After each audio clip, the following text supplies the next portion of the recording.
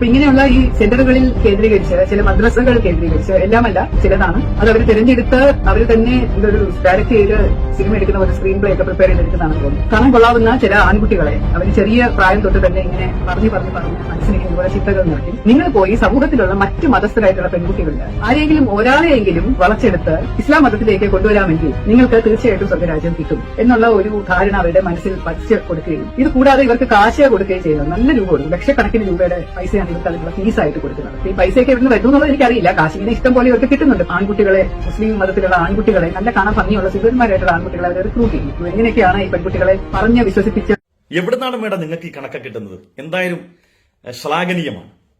വളരെ സ്നേഹം തോന്നുന്നു. വേറെ ഒന്നുമല്ല, ഞങ്ങളുടെ മുസ്ലിമീങ്ങളെ കുറിച്ച് നിങ്ങളുടെ കാഴ്ചപ്പാട് ഞങ്ങൾ വളരെ സമ്പന്നരാന്നുള്ള സന്തോഷമുണ്ട്. ഞങ്ങൾ എന്തിനെല്ലാം പൈസ ചെലവഴിക്കണം ആലോചിച്ച് നോക്കിയേ. എന്തായാലും മേഡം പറഞ്ഞത് അത് തെറ്റാണെന്നൊന്നും ഞാൻ പറയുന്നില്ല. ഇത് എന്റെ കയ്യിരിക്കുന്ന ഈ ഫയലുണ്ട്. ഇതിനകത്ത് 3 അപേക്ഷയാണ്. 2 പേര് കാഞ്ഞിരപ്പള്ളിക്കാരും ഒരാൾ ഈ സമീപത്തുള്ളവരും. 2 പേര് ക്രൈസ്തവ സഹോദരങ്ങളിൽപ്പെട്ട ആളുകളും വേറൊരാൾ ഇവിടെ അടുത്തുള്ള ഒരു ഹൈന്ദവ സഹോദരനാണ്. ഇവർ 2 പേരുടെ ആവശ്യം ചികിത്സാർത്ഥം അവർക്ക് പണം വേണം. അപ്പൊ ഞാൻ അടുത്ത വെള്ളിയാഴ്ചക്കുള്ളിൽ ഇതിന് ഫണ്ട് കണ്ടെത്തണം, ഞങ്ങളുടെ കമ്മിറ്റി കണ്ടെത്തണം. പോരാ, പള്ളിയുടെ നിത്യവൃത്തിക്ക് വേണ്ടി, ഞങ്ങൾക്ക് ശമ്പളം തരാൻ വേണ്ടി, അതുപോലെ തന്നെ പരിപാലനത്തിന് വേണ്ടി, പള്ളിയുടെ മെയിന്റനൻസിന് വേണ്ടി ഈ ഇടവകയിൽ ജീവിക്കുന്ന ആളുകളുണ്ടല്ലോ, ഈ മഹലിൽ ജീവിക്കുന്ന ആളുകൾ, അവരുടെ ക്ഷേമകാര്യങ്ങൾക്ക് പണം കണ്ടെത്തണം. ഇതിനെല്ലാം ഞങ്ങൾ മുസ്ലിമീങ്ങൾ പണം കണ്ടെത്തുന്ന കൂട്ടത്തിൽ വല്ല സമുദായത്തിൽപ്പെട്ട വലിയ പ്രതീക്ഷയിൽ വലിയ സ്വപ്നം കണ്ട് സഹോദര സമുദായത്തിൽപ്പെട്ട അച്ഛനും അമ്മയും വളർത്തിക്കൊണ്ടുവരുന്ന ഒരു പെണ്ണിനെ ഒരുത്തനെ അടിച്ചുകൊണ്ട് ഇങ്ങോട്ട് വന്നു കഴിഞ്ഞാൽ അതിനും പള്ളി കമ്മിറ്റി ഫണ്ട് കൊടുക്കണം, പിന്നെ അവന്റെ മാസപ്പടി കൊടുക്കണം, പിന്നെ അവന്റെ ട്രൗസറിന് പൈസ കൊടുക്കണം, പിന്നെ എന്തിനൊക്കെ കൊടുക്കണം. മേഡം, നിങ്ങൾ മനസ്സിലാക്കേണ്ട ഒരു കാര്യം, നിങ്ങൾ സാധാരണക്കാരിയായ ഒരു പെണ്ണല്ല. നിങ്ങൾ കേരളത്തിലെ ആദ്യത്തെ വനിതാ IPS ഉദ്യോഗസ്ഥയാണ്. നിങ്ങളൊക്കെ ആ വിദ്യാഭ്യാസത്തിന്റെ ആ ക്വാളിറ്റി നിങ്ങളുടെ വാക്കിലും പ്രവൃത്തിയിലും കാണിക്കും. ഇവിടുത്തെ ഹൈക്കോടതി തള്ളിക്കളഞ്ഞ ജേക്കബ് പുന്നൂസ് പോലും ഇതിനെക്കുറിച്ചുള്ള റിപ്പോർട്ട് സമഗ്രമായി സബ്മിറ്റ് ചെയ്ത വിഷയമാണ്. ലവ് ജിഹാദ് ഇല്ല, അത്തരം പരാതികൾ വന്നിട്ടില്ല എന്ന് പൂർണ്ണമായി അറിയുന്ന നിങ്ങളെപ്പോലുള്ള ഒരാൾ എങ്ങനെയാണ് ഈ നിരുത്തരവാദിത്തപരമായിട്ട് ഈ അഭിപ്രായം പറയുക? നിങ്ങൾ മനസ്സിലാക്കേണ്ടത്, ഞങ്ങൾ മാപ്പിളമാരാണ്. എന്താണ് ഈ മാപ്പിളമാരെന്ന് പറഞ്ഞാൽ? പഴയ കാലത്ത് ശൂദ്രന്മാരിൽ ഒരു വിഭാഗത്തെ വിളിച്ച പേരാണ് പിള്ള എന്നുള്ളത്. നിങ്ങൾക്കറിയാമല്ലോ, രാമസ്വാമി നായ്ക്കറാണെങ്കിലും സഹോദരൻ അയ്യപ്പനാണെങ്കിലും അയ്യങ്കാളിയൊക്കെ അവർണർക്ക് നല്ലത് ഇസ്ലാം എന്ന് പറഞ്ഞ ഒരു ഘട്ടമുണ്ടായിരുന്നു. അക്കാലത്ത് ധാരാളം ആളുകൾ പിള്ളമാർ ഇസ്ലാം മതം സ്വീകരിച്ചിരുന്നു.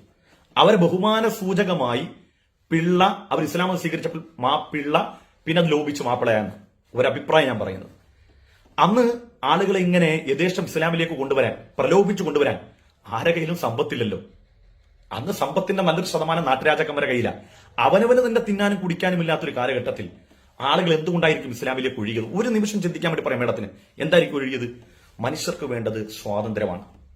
പട്ടിയും പൂച്ചയും ഇഴജന്തുക്കളും ഇഴഞ്ഞു നടക്കുന്ന വഴിയിലൂടെ പച്ചയായ മനുഷ്യന് നടക്കാൻ സാധ്യമല്ലാത്ത, വിശ്വാസത്തിന്റെ പേരിൽ മനുഷ്യൻ നടക്കാൻ സാധ്യമല്ലാത്ത, മുട്ടിന്റെ മുകളിൽ മുണ്ടൊടുക്കാൻ സ്വാതന്ത്ര്യമില്ലാത്ത, മാറുമറക്കാൻ സ്വാതന്ത്ര്യമില്ലാത്ത, എന്തിനേറെ ഉപ്പെന്ന് പറയാൻ പാടില്ല, ഉളിച്ചതെന്ന് പറയണം, ഉപ്പെന്ന് പറഞ്ഞതിന്റെ പേരിൽ ഒരു ദളിതനായ മനുഷ്യനെ തല്ലിക്കൊന്ന് കുഴിച്ചു മൂടിയ 19ാം നൂറ്റാണ്ടിലെ കേരള ചരിത്രം എന്ന ഭാസ്കരനുടെ പുസ്തകം വായിച്ചു നോക്ക്.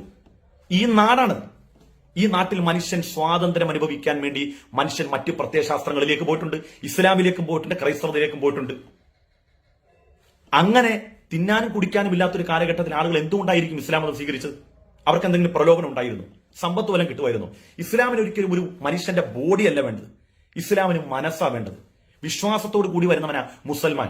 അല്ലെങ്കിൽ ഏതെങ്കിലും ഒരുത്തം പോയി ഇങ്ങനെ പെണ്ണ് കെട്ടി ഒരുത്തിനെ ചാടിച്ചുകൊണ്ട് വന്നാൽ ഉടനെ അതെടുത്ത് കശത്ത് വെക്കുക, അത് ആഘോഷിക്കുക, ഇതൊന്നും ഞങ്ങളുടെ പണിയല്ല. അങ്ങനെ പല ആളുകളും കൊണ്ടുവരുന്നുണ്ട്, അങ്ങനെ ജീവിക്കുന്നുണ്ട്. ഇതിവിടെ മാത്രമാണ്. ഇതൊക്കെ ലവ് ജിഹാദാണെങ്കിൽ, ഒരാള് പ്രേമത്തിന്റെ പേരിൽ ഒരു പെണ്ണെ വിളിച്ചുകൊണ്ട് വന്നു, ഏത് മതക്കാരൊക്കെ ഉണ്ട്, അത് മുസ്ലിം ആകുമ്പോൾ ലവ് ജിഹാദാണെങ്കിൽ മേഡത്തോട് വളരെ ബഹുമാനത്തോട് ചോദിക്കാനുള്ളത്, ഇത് ഏത് ജിഹാദാണ്? ഞാൻ ഇവിടെ ഒരു വീഡിയോ കാണിക്കുകയാണ്. ഇത് ഏത് ജിഹാദാണെന്ന് ബഹുമാന പുരസ്സരം അങ്ങോട്ട് ചോദിക്കാമെന്ന് പറഞ്ഞു. സുഫൈല ഒളിച്ചോടി.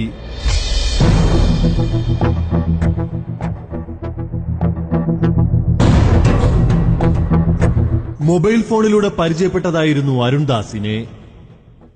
അരുൺദാസിനെ വിവാഹം ചെയ്തപ്പോൾ സുഫൈല മതം മാറി ശ്വേത എന്ന ഹിന്ദു പെൺകുട്ടിയായി. പലതവണ പോലീസ് സ്റ്റേഷനിൽ അവൾക്ക് കയറിറങ്ങേണ്ടി വന്നു.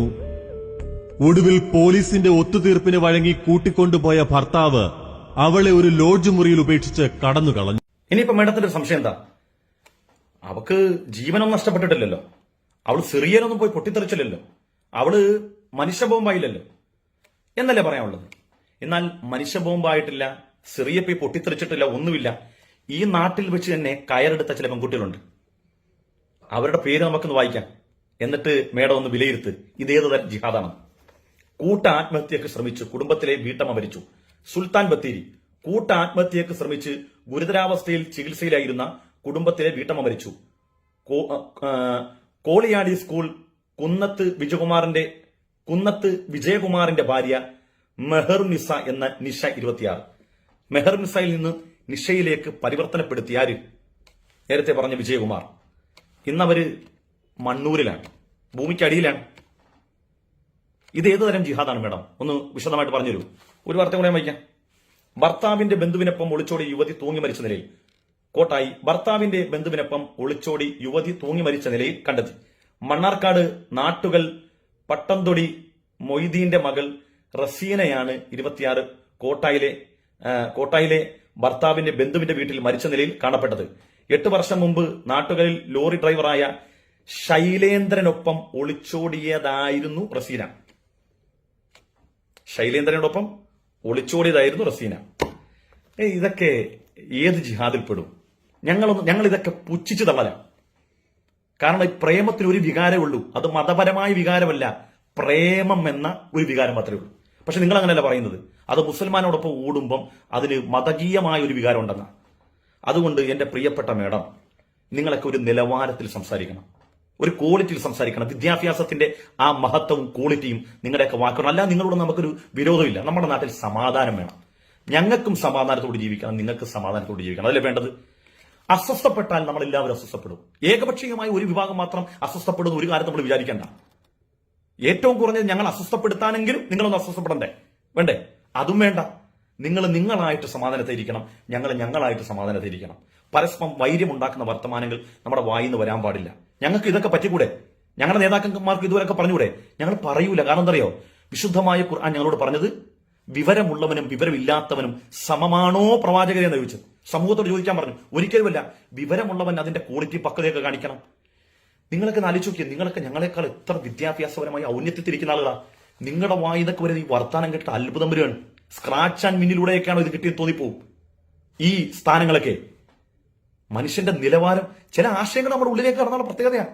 ചില ആശയങ്ങൾ നമ്മുടെ ഉള്ളിലേക്ക് കടന്നാൽ ഈ വിദ്യാഭ്യാസത്തിന്റെ എല്ലാ മൂല്യങ്ങളും നഷ്ടപ്പെട്ട് വെറും ഒരു ചപ്പും ചവറുമായി പോകും. അങ്ങനത്തെ വർത്താനം പറയും. അതുകൊണ്ട് പ്രിയപ്പെട്ട മേഡത്തോട് ബഹുമാനത്തോട് പറയാണ്, ഇതൊന്നും മതകീയമായ മുഖമല്ല. ഇതിനൊക്കെ അവനവന്റെ വൈകാരിക തലം, അവനവന്റെ മോഹങ്ങളും ഇഷ്ടങ്ങളും മാത്രമേ ഇതിന്റെ പിന്നിലുള്ളൂ. അതുകൊണ്ട് നമ്മുടെ നാടിനു വേണ്ടി നല്ലത് പറയാം, നല്ലത് പ്രവർത്തിക്കാം.